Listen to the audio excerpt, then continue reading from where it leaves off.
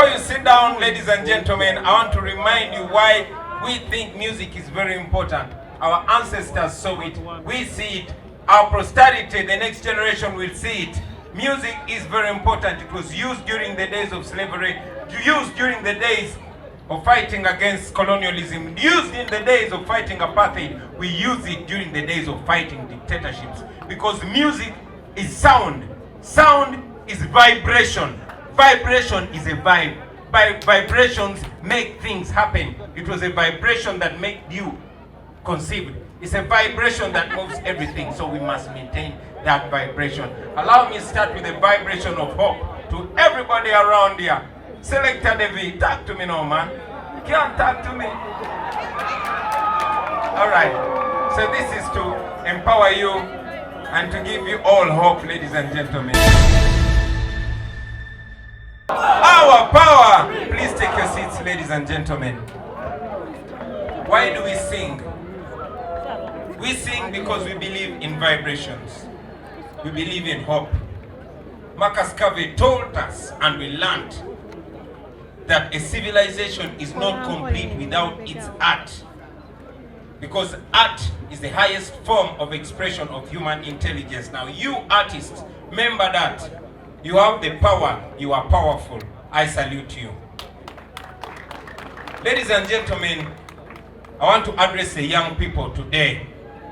The young people from Karamoja, the young people from Acholiland, young people from Busoga, young people from Bukisu, from Ankole, from Chigezi, from Buganda, from all over the country. Young people. I say young people. Young people. I want to talk to you today. Some of these words are not my words. Frantz Fanon said that every generation must discover its mission and then make a decision whether to betray that mission or to pursue that mission. Buli mujiji guyina okuzuula omulama gwagwo, then ogwo mujiji gusalewo. Oba gufollowing ogwo omulama gugutuukirize oba gugulyamu olukwe. By now, one thing I'm sure of is that this generation knows its mission. This generation, I say, knows its mission. Mwe abavubuka b'omulembe guno mumanyi omulamwa gwammwe, mumanyi ekigendererwa kyammwe. I am not here to tell you about the problems that you go through every day. No, we've talked about that for more than 5 years. I'm not here to remind you about the freedom that you don't have. No, you know that.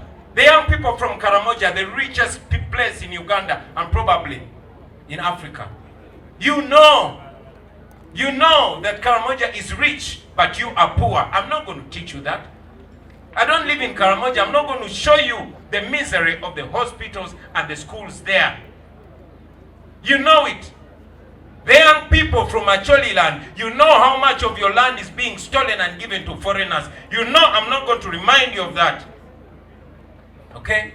You, the young people of Ankole and Chigezi and the whole of Western Uganda, I'm not going to remind you that you're being used as scapegoats because the rest of the country thinks you earn tribal allowance. I'm not going to remind you about that. I'm not going to remind you about the kind of problem Museveni is causing for you. You know it. Okay? You, the young people of Uganda, sigenda bajukiza ngeri gye bababyeko ttaka lyammwe, sigenda bajukiza kitiibwa kye mwalina kye babaddeeko, sigenda bajukiza nti babasengula ku mataka gammwe n'abafu bammwe ne babazikulayo, sigenda kibajukiza nabadde ekiboga jjo. Naye amataka ago gonna amagagga kungulu bali makasooli wansi wajjudde zaabu.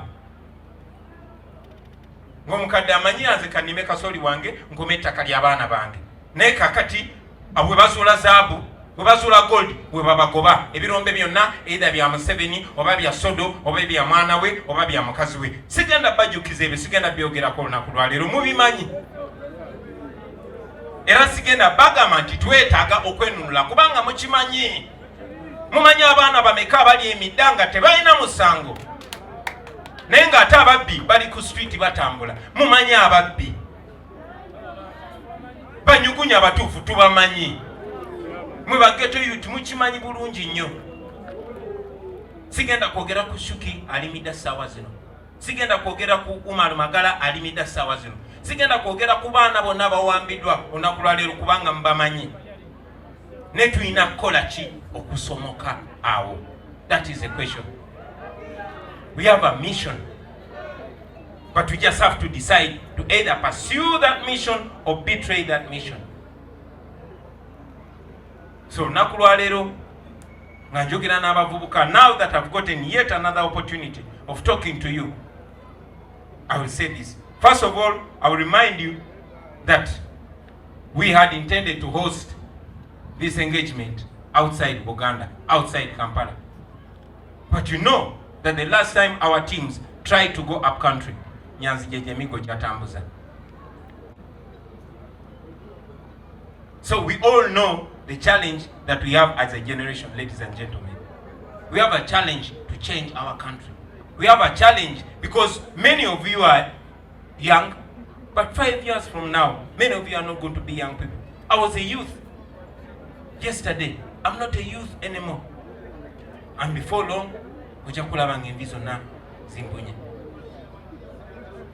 have a challenge. Tumanyi kye twagala kyo tukimanyi, tusobola pretendinga tetutumanyiriza bibiri wano.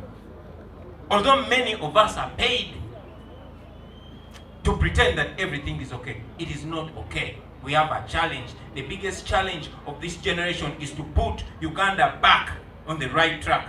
Uganda eringa training tiyaserera neva ku luguudo lwa training. Tuyina okugisitulanga generation tugisse ku luguudo olutuufu. We have a challenge. Those that came before us, our fathers and mothers, they had an even bigger challenge. They were fighting against the white man. Now the whites were more developed. Bebaleta nedini. Ngane katonda ali mu kifaananyi kya muzungu, ngane Yesu muzungu, ng'oyinza otya okuwakanya abazungu. Ne bataata baffe, ne bamama baffe, bajjajja baffe, balwana n'abazungu, and they defeated the white people. They defeated the white people. And here we are as a country. We are the result, especially we, the generation. We have young, old people here, but I want to speak to you, the young people. We have a task to change the trajectory of things. Today we are in a country where 30 is the new 18. Many of you are 25, but you're still living with your parents. Not that you don't know. This is a more enlightened generation than the ones that came before. But 30 is the new 18. Myaka 18 obere ocheyiya. Myaka 2 ocheyiya. N'abasatu bangi abacheyiya. Many are educated, not employed. etc. I can't go back into our problems. I just want to challenge you, to provoke your reasoning, to provoke your anger, because if you can't get angry with the state of affairs in Uganda, you are a damn fool. I say that again. If you cannot get angry with the situation in Uganda, you are a bloody fool. Because a smart person, when you have brains in your head, this is supposed to annoy you. It's supposed to annoy you. But how are you going to channel your anger? That is what I want to speak to today. We are in a fight. Many of us got scared, but indeed more of us are even joining the fight. We have a fight to change our lives. But how do we change that fight? Number one, let us realize that we have a problem. No. I want to salute in a very special way you people that are here and those following us online. Already you realize that we had a problem. We have a problem. This problem was not solved by our fathers and mothers. Many of them are long dead, others are dying soon. We are the new fathers, the new mothers. And some of us are already becoming grandfathers and grandmothers. We have to decide either to subject the same challenge to our children or to change it.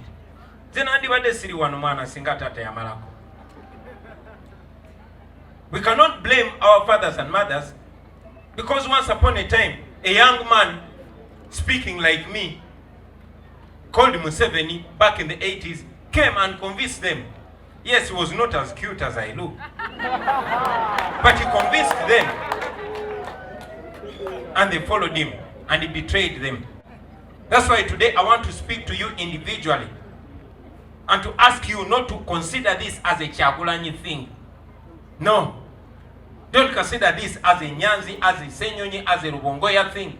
Don't consider this as a Zedriga thing. It is your thing. You have a bigger stake in this more than Zedriga because she's older than you.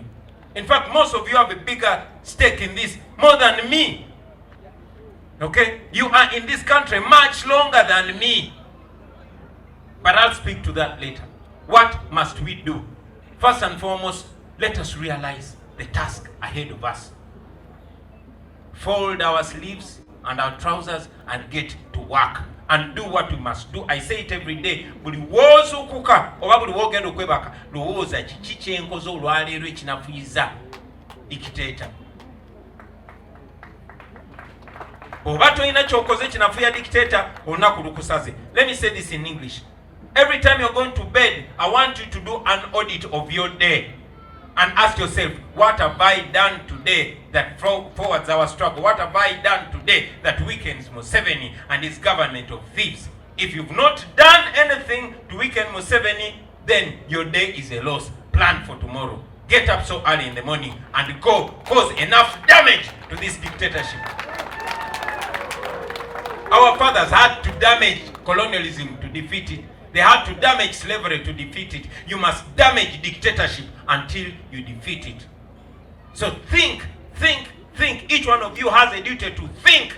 First of all, think individually. Chirowoze ko mwana wa mama genda otuweba kotunde waggulu ku mabaati olowooze gwenga gwe kubanga ogenda kula mwe bavubuka mu abali wano mugenda kula ziwe nali ndi muto ngandooza wenditukira mu zifote oba Uganda eribeera oba eribeera nga Japan kati ntandise kulengera mu 50. So after waking up, because waking up is the first step. The first step to solving a problem is realizing that it's actually a problem. Realize that it's a problem. Number 2, unite. Unite, mwegate. Look for all people with similar thoughts and unite with them. You cannot do this alone. You cannot clap with one hand. We must unite. You must demystify your tribe. You must demystify your religion. Unite. The new tribe you must belong to is the tribe that wants a better Uganda. If anybody is supporting your oppression, that is not your tribesman. Your new religion should be the idea for a better Uganda. And you, the young people, you can never ever pretend not to know that you are already united by fate. I mean, look where we are. Bameka kumwe abawasiza mu tribe zamu. Bameka kumwe nga buli bachali bo bonabona tribe yo. Bameka kumwe nga bachali nga team yo, tribe yo obanga dini yo. We are already united by fate. You know Museveni has succeeded in misruling us for close to 40 years because he plays the divide and rule game. I was talking to a friend in America and he said he actually never knew that he was black. Paka yatuka mu America ne bakimutekako. Banji kumwe, you never knew you were Muchiga, you never knew you were Munubi, you never knew you were Muganda, because we are united by fate. Naye Museveni yafuba kitekayo kakati gwe wisdom kaye oli munyankole so toina kwa associating ne bano gwe Rubongoya oli munyankole toina kudilinga na bano. No, we love our tribes, we celebrate them, they make us special as Africans. But let us agree that in many ways our tribes have been used against us to divide us, and that does not benefit us. It benefits those that are oppressing us. So unite beyond tribe, unite beyond religion, unite. Martin Luther King told us that we either unite and succeed as brothers and sisters, or we perish together as fools. Choose one. Tuyina okwegatta mikwano gyange kitukakatako ffenna. Number 2, discipline. There's no struggle that has ever succeeded without discipline. And discipline cuts across. Discipline, most importantly, is how you relate with others. It defines you a great deal. Banji nyo twalina okuyiga on the job. Njagala obebaza mikwano gyange mbadde disciplined nyo. Naye nga temunakuba ngalo nnyingi tekimala n'omulundi n'ogumu. Kyanaku nnyo nti ate ebiseera ebisinga ate abasinga okunsanyusa ate bw'oba waana nga bakoze ekirungi ate nga boonooneka. You'll find somebody is a firm freedom fighter. Somebody is a firm outspoken person. But before long, byonna byayozeza n'abiyiwa mu ttaka. So I want to communicate to you, all of you friends, discipline is a very important thing. And this brings me to our comrades, the foot soldiers. Why do we call you foot soldiers? First of all, it's a tag of respect. Timuli balwanyi, abalwanira mu mbeera yonna, but foot soldiers. But question is, are foot soldiers, our beloved foot soldiers, are they a resource or are they a problem? We must make sure you are more of a resource than a problem. Ebiseera bingi nnyo batuwaana kulwammwe kubanga mmwe, n'ebiseera bingi nnyo batuvuma ne batuvoola kubanga mmwe. This is the best platform because majority of you are young people. But I get depressed when you misrepresent us. I've told you time and again that we have a responsibility to paint a picture for those that are far away from us, those that have been the victims of propaganda, Museveni's propaganda, ngatusiga abo bayaye, abo bana banyivu, abo bampisambi, etc. And some of our friends, unfortunately, they confirm that. I repeat, no struggle has ever succeeded without discipline. What is discipline? Discipline is the ability to suppress your own anger, your own emotion, your own desires for the greater good. Kanchi gonzem yogera nnyo mu luzungu Raini kabakajja kuvunulira.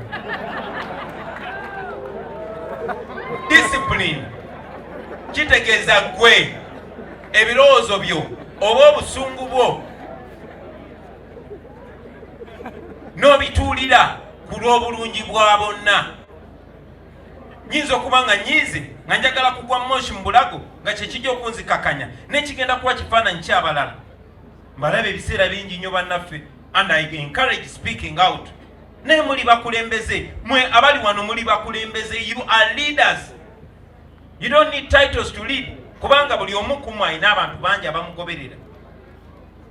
And we are lucky we live in the age of social media where everybody has followers. But where are you leading them to? They are following you. Ne obatwala batomeza kisenge oba obatwala mu nsi ensuubizi. Every time you see people following you, please know that that is a burden on your shoulders.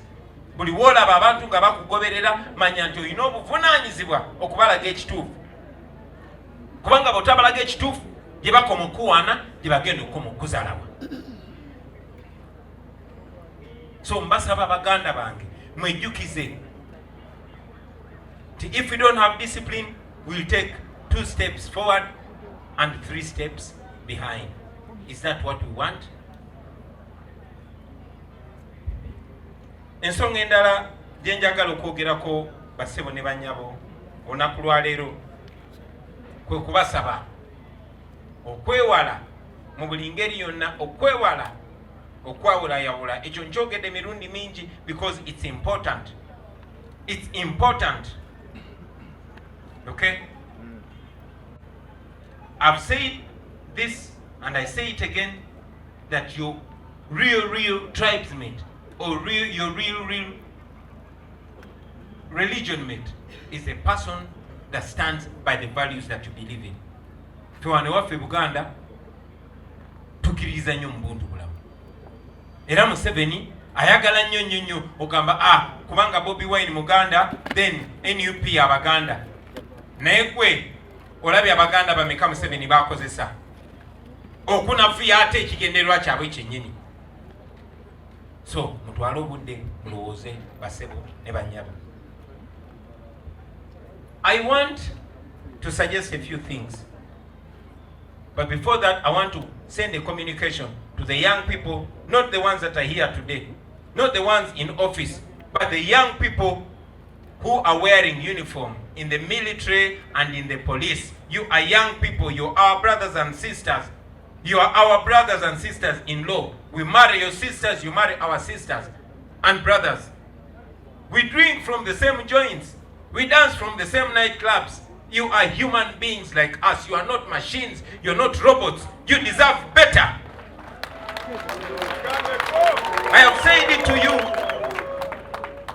on the nomination that because I believe you deserve better, the beginning salary, not the maximum salary, but at least the lowest, the minimum salary of every police officer or soldier should be 1 million shillings. I say that because I know you, because I feel your pain. Unfortunately, you are the same people that are being used to oppress your brothers and sisters and to crush your own dreams. You have dreams. You don't want to live in a uniport all your life. No. You don't want to be ordered around all your life. No. You don't want to be ordered against your will to beat, torture, or even kill your brothers and sisters. You don't want that. You don't want to spend 40 years in police or 40 years in the military, but because this boy or girl is related to Afande so and so, they come and become your Afande. You know how many years you've spent waiting to be promoted, but you're not promoted. You know how many fronts you've been to, but not rewarded. You know how much of your money is taken off your salary by force, and how much of it is being stolen from the Wazalendo circle and from this other circle. What is it? Exodus circle. So we feel your pain, but please do not be fooled. You have the power to liberate your own selves. We don't like to see you depressed and causing problems to yourselves. I know that one of the bodyguards of a minister shot him dead, and I condemn that act. But let us take time to understand what was in Sabiti's mind. Does the police or military leadership care even to understand that these people are stressed and depressed and they have mental issues? Do they even understand? If it was an ordinary human being like you, you just break down and cry. But this person is holding an AK-47 every day, loaded, running on your car every day. But the wife is giving birth tomorrow, and he doesn't know how she's going to give birth. And when occurrences like this happen, you condemn them. Up to today, Sabit is not buried. Up to today, his family does not know where his body is. Up to today, Sabit tebanaba muzika.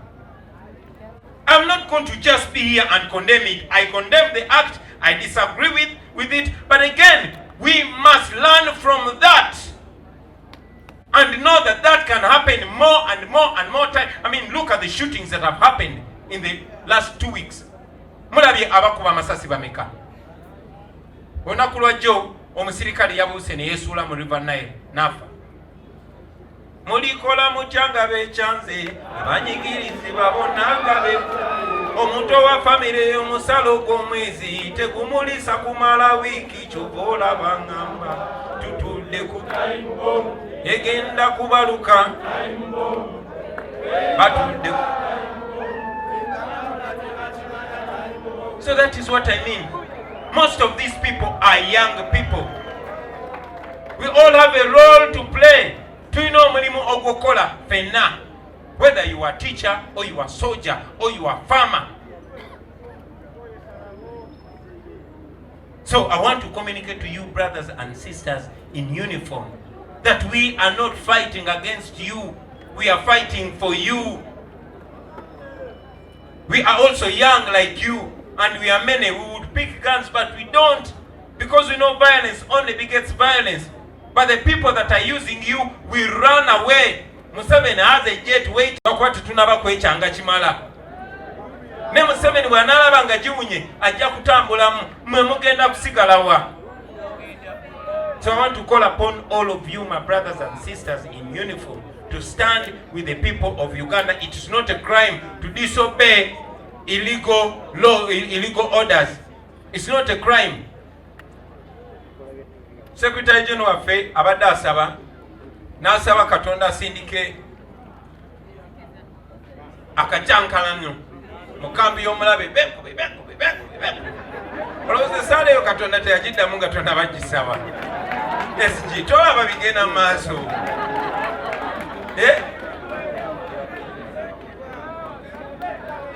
Ayongeremu Katonda akyatusedde. So friends, this should go to all of you. Fenna tuyimirire wamu ne bannayuganda, naddala mmwe abasirikale. Tetulwana nammwe bakyali baffe, tulwanirira mmwe, nammwe mulina ebizibu. Ate tumanyi bulungi nnyo nti enkyukakyuka ngeze, nammwe mujja gibenefitingamu, nammwe egenda bayamba. So mwebereremu bakyali baffe.